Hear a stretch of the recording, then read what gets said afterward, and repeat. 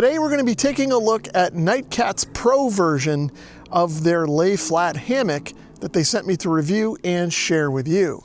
Now, if you're interested in learning more, I will have links down below that you can check out. I'll let you do the metric conversions, but all packed up, the hammock is about 17.5 inches long.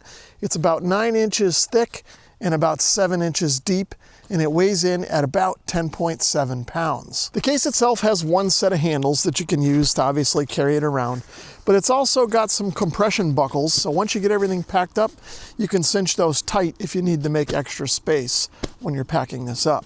Now there is one zipper on top that reveals what's inside. And speaking of what's inside, here's a look at everything that comes in the hammock kit. First, we have two sets of poles, some skinny ones and some fatter ones. Both are made of aluminum and have shock cord keeping them together. We've got an instruction manual. We have the hammock body itself. We have a rain fly. We have an inflatable sleeping pad. And we have all of the straps needed to set up the hammock. Before we head out back and find a couple of trees to set this hammock up on, I want to let you know that I'm offering this video up as entertainment only. If you've purchased one of these hammocks or are thinking of purchasing one, I suggest you get a copy of the owner's manual and read through that before you set up or use yours. Anyway, now that that's out of the way, let's get this hammock set up. I think I've found a good spot to set up the hammock. I've got two nice sturdy white oak trees about 12 feet apart or so. I'm going to get the shorter straps wrapped around these trees about 3.5 feet or so off the ground. One end of the strap has a single loop and the other end of the strap has multiple loops.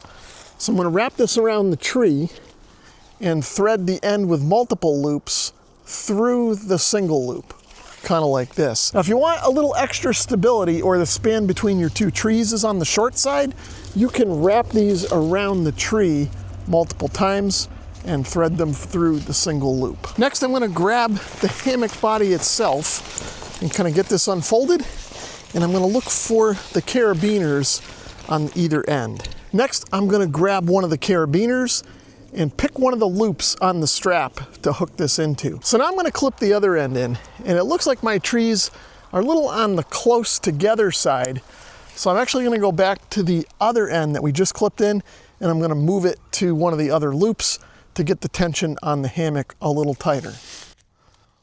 Next, I'm going to grab the large diameter black poles and snap those together. On either end of the hammock, there are guides on the bottom or black part that these black poles slip into. So I'm going to insert these now and kind of stretch out the base of the hammock. Now, near where the poles are inserted, there are short straps with a metal buckle and a pocket. I'm going to grab the aluminum pole and I'm going to insert it into the pocket on each of these straps.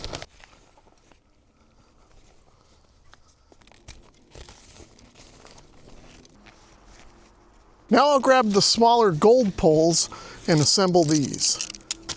Now, one thing to note about the gold poles is that each section is slightly curved so that when it assembles, it forms a sweeping arc. Now I'll insert the gold poles into the guides on the screen part of the hammock. And as you can see, the guides are in sections, so it's important to grab the next one once you're through the first one. Once the pole is through the guides, I'm then going to insert each end into the grommets in these gray straps. Now, of course, on the opposite side, I'm going to put a little tension on the pole. It's going to bend a little bit more, and then I can get it into the grommet. And now I will, of course, repeat the process on the other side of the hammock.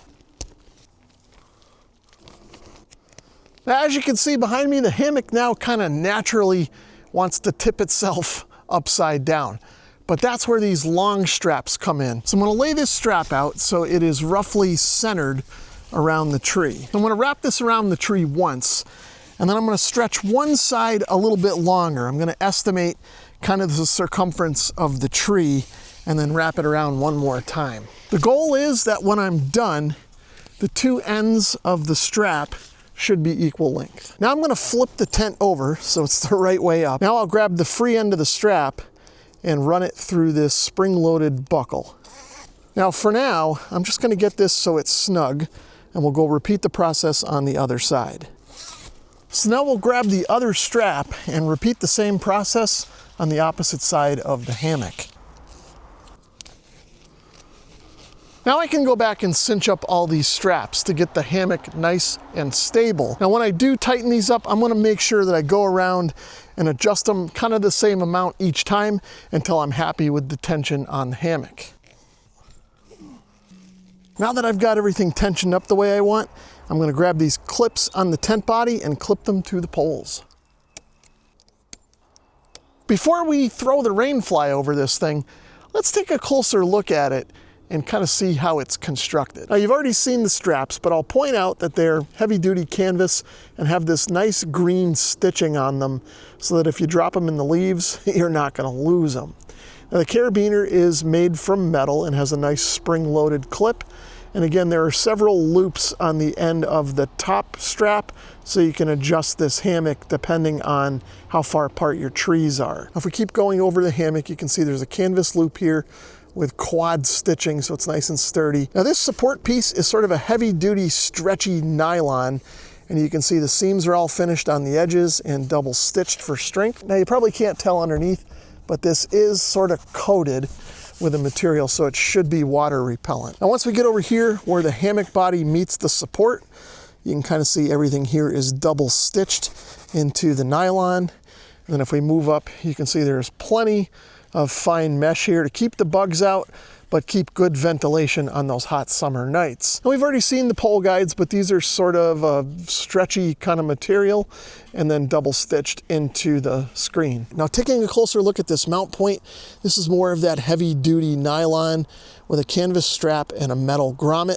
And then of course you've already seen these aluminum poles that go up through clips and these guides to support the poles and also keep the mesh elevated. Now the hammock has a door on only one side, but we do have double zippers to open this thing up nice and wide and make easy access. And of course the opposite end of the hammock is identical to the one we just looked at, aside from the Nightcat logo on the nylon. Looking inside the hammock, there's more of that heavy duty nylon that's coated on the opposite side to help keep moisture from kind of wicking into the hammock. On either end of the hammock, there are storage pouches so that you can store your keys or your phone or whatever else you might have with you when you get into the hammock. Up on top of the hammock, there are plastic hooks so you can hang your lantern or whatever else you want from that. On the base of the hammock, on either end, there are two fabric straps that you can use as handles to help get in and out of the hammock, or you can tie things down to these if you want to. Now, getting in and out of this hammock is fairly easy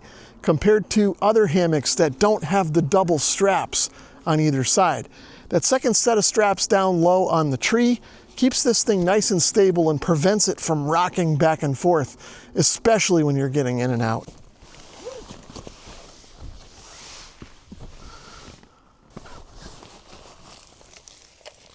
Now that we've seen the body of the hammock, let's grab the rain fly and throw this over the top. Now I want to orient this so that the coated side, or kind of the shinier side, is facing down towards the tent body.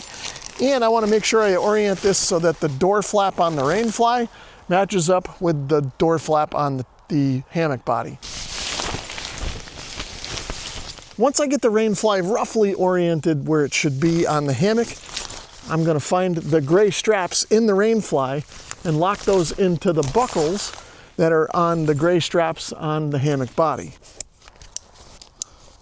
So now on either end of the rain fly, I'm going to grab the gray strap and the stretchy black strap, and I'm going to stretch this up the mounting strap as far as I can get it.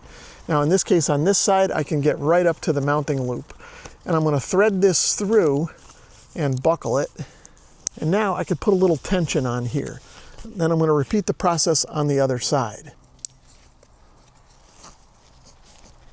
Now I'm going to go back to the 4 mounting buckles sort of in the center part of the rain fly, and I'm going to tighten these up to put some tension on the rain fly.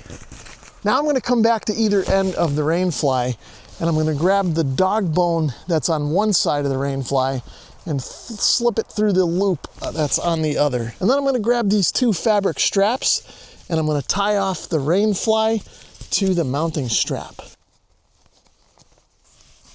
There's also fabric straps inside the rain fly to tie off to the poles to keep everything nice and stable and tight. I don't have my trekking poles handy, but if I did, I could set them up so that the ends of the trekking poles are through these fabric loops on the door flap, and then I could use the included cord and stakes to stabilize the trekking poles and make a canopy area in front of the opening of the hammock. Another way to keep the main door of the rainfly out of the way is to roll it up and use these dog bones and loops to secure it. If we take a closer look at the rainfly, you can see that there's a zipper on either side for the main opening. Now the rainfly door does have a nice extended flap to keep rainwater out of the zipper, and there are Velcro patches here to keep everything sealed up. And then looking further underneath that weather flap, you can see that everything is double stitched and seam sealed, and then there's waterproofing material on the underside of the rainfly. Nightcat includes an inflatable sleeping pad with the hammock tent. So let's check this out now.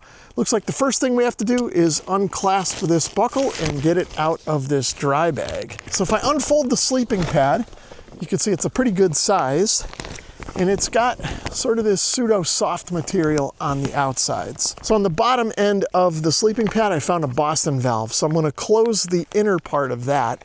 So now to inflate this, we can blow into it, but I think that would probably take quite a bit of hot air. Or you can use your own separate inflator if you've got one, or you can use the dry bag that the sleeping pad came in to inflate it. On one end of the dry bag, there is a valve, so I'm gonna close that off.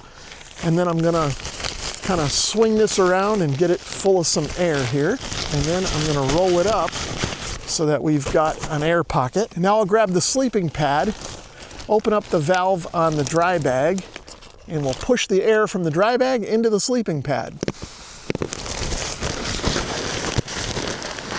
So fully inflated, this sleep mat is pretty big and pretty thick too. It should be fairly comfortable.